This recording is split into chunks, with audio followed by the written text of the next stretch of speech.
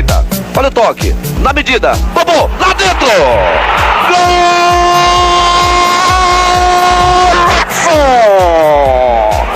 E Bobô sensacional! Um dia de Bobô. Cara, muita gente andando aqui, né? Quantas pessoas por dia aqui? Aqui mais de 5 mil pessoas por dia aqui. 5 mil? 4, 5 mil. Bom dia. Todo dia? Todo dia. Segunda a quinta. Marcação cerrada no Bobô. Aqui são, você vê que é um time só de mulheres, né? Ah, tem um homem ali, já escapou. Né, cara? Volta aqui as meninas. Tudo bom? Tudo bem? Trabalha conosco. Tudo bem, prazer, bom Tudo dia. bom? Esse é Pessoal o da- capitão do time. E uma pessoa maravilhosa que está aqui. É legal, né? É Legal, muito. legal, né? Pessoal Só da- no campo não, fui no campo, aqui, em todo canto. Na administração também daqui, é uma maravilha. Tá vendo? Olha, que Se não elogio. falar bem, é demitido. Assembleia Legislativa em Salvador. Presidente, coisa rápida, eu só quero fazer um registro aqui da presença da equipe da Bandeirantes São Paulo. O pessoal está fazendo uma visita aqui a nós todos. O que do Bobô jogador pro Bobô deputado? O prazer de fazer as coisas. Isso não mudou não, a disciplina também para isso. Eu sempre fui um cara muito disciplinado em algumas questões, né? Quando eu jogava eu era bastante disciplinado com algumas questões. Resultado, essa coisa toda, né? Nesse meu trabalho eu sou muito exigente também nisso aí. Ele nasceu no interior baiano com o nome de Raimundo Nonato Tavares da Silva, mas só é conhecido mesmo pelo apelido. O apelido veio da minha infância, lá na minha casa, minhas irmãs, acho que foi Rita, a mais nova. Eu sempre disse isso, eu não tenho certeza absoluta não, mas minha mãe me falou isso, foi sua irmã aí e tal. Balbuciou qualquer coisa parecida com Bobô e ficou Bobô, né? E depois, na cidade, era Bobô, eu joguei futebol já como Bobô, no futebol amador de Senhor Bonfim, Bahia Jovem, Vila Nova, Bahia Jovem, Seleção de Bonfim também, Bonfinense, e era Bobô, né? Agora, Raimundo é difícil mesmo, né? Pouca gente me chama de Raimundo, nem no trabalho atual me chama de Raimundo, né? É Bobô. Só não anexei, só não coloquei na minha certidão de nascimento aí. Mas já tá Mas já está registrado. Está registrado como um dos maiores jogadores da história do Bahia. Sou muito grato ao Bahia, as oportunidades que tive. Os 3 anos de Bahia iniciais, 86, 87, 88, de muitas conquistas, 3 vezes campeão baiano, campeão brasileiro, né? Não é fácil ser campeão jogando no clube do Nordeste desse país. Até para chegar uma seleção brasileira por um time do Nordeste era muito raro. E mesmo você sendo melhor na posição, ou estando melhor, não ser melhor, mas estando melhor, não era convocado. Sequer era pensado.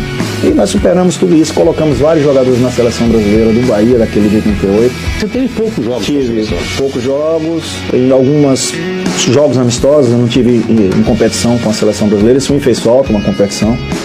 Copa América, queria mais chances, né?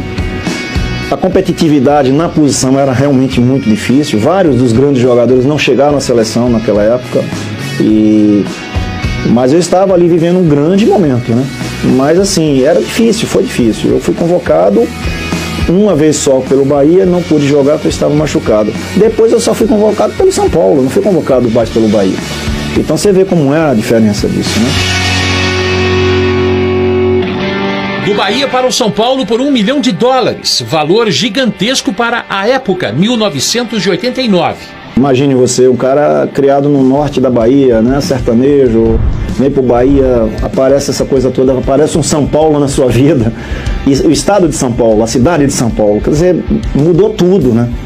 Mudou tudo, eu já estava habituado, ídolo do Bahia, mas quando eu cheguei no São Paulo, eu era mais um jogador no São Paulo.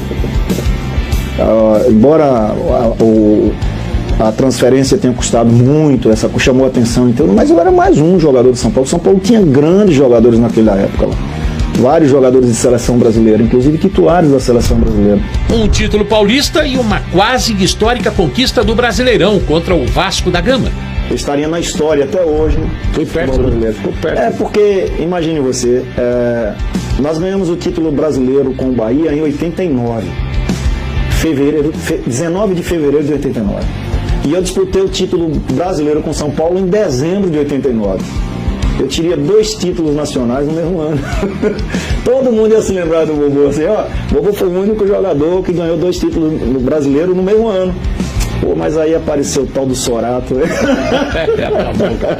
Fez o gol, tirou a gente lá. Cara, um jogo só, né?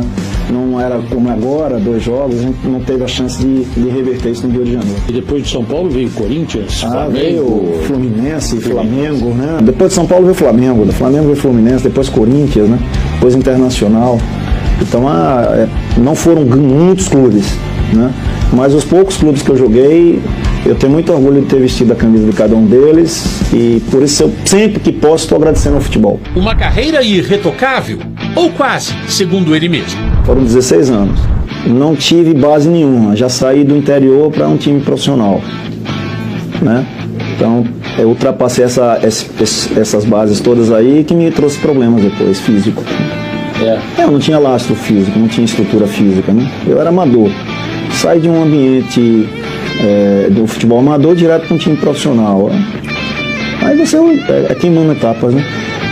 Se eu tivesse uma formação de base, num clube qualquer desses aí, estruturado, eu poderia ter uma condição atlética mais favorável e ser mais competitivo no futebol. Ainda assim, o que conseguiu fazer encantou olhos e vozes de gênios da nossa música popular brasileira. Era uma elegância diferente. Quem não rezou a novena de Dona Canu? Quem não seguiu o mendigo Joãozinho beija-flor? Quem não amou a elegância sutil de Bobô? Quem não é recôncavo e nem pode ser reconverso? Muito honrado por isso. Ser cantado por Maria Bethânia, escrito por Caetano Veloso, mortal. A elegância sutil de Bobô, longe dos gramados. É o 3º mandato dele como deputado estadual aqui na Bahia. Ele deixou os campos aos 34 anos de idade em 1997, defendendo o tricolor baiano. O ex-meia Bobô, depois das chuteiras. A Assembleia Legislativa, o 3º mandato. Exige muita paciência. É um exercício de paciência, porque você tem que saber ouvir as pessoas. Isso é muito bom. A gente tem uma vida muito atribulada, a paciência era curta, né? É difícil você emplacar como um ídolo de um esporte para você entrar na política. Quem pensa assim não é tão fácil, não. Você tem primeiro que no futebol você foi ídolo e é respeitado como ídolo e ponto. E as pessoas inclusive não querem que você entre na política. Eu ouvia muito isso. Não, pelo amor de Deus, sai disso aí. E se for, não tem meu voto. Porque a tendência é tentar preservar o ídolo, né? Sabedoria popular? Em 2007, uma tragédia na Fonte Nova. Um jogo. Uma parte da arquibancada ruiu. 7 mortos. Bobô era o diretor-geral de um órgão responsável pela administração do estádio. Ele e um engenheiro foram indiciados pelo Ministério Público por negligência.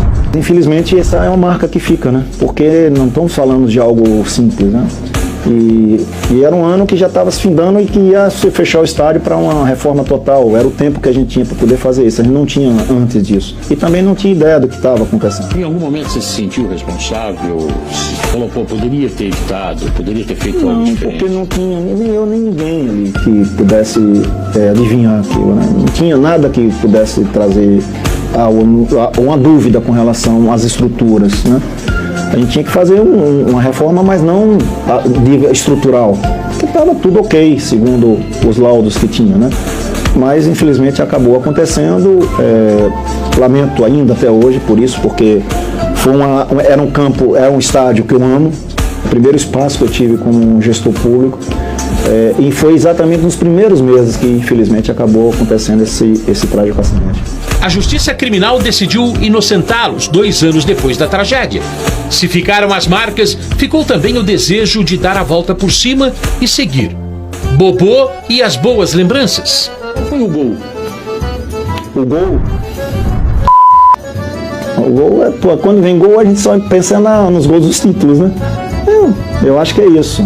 Mas eu tive um gol, não vou botar dos títulos não. Eu fiz um gol que ganhei a placa na Fonte Nova. O gol mais bonito da Fonte Nova. Um jogo de 1986, meu primeiro ano de Bahia, contra o Operário em Mato Grosso. Foi bonito pra caramba. Bobô, 60 anos, casado, 4 filhos, uma neta. A vida na política e no futebol também. Bahia desde sempre, pra sempre. Eu gosto de assistir. Eu vou pra arquibancada, xingo. Agora é minha vez também, né? Agora é minha. Ai, daí, perna de pau, sua carniça. Bobô que encantou e virou música, que eternizou o Bahia com sua elegância sutil. O craque baiano do Bahia eternizado, depois das chuteiras.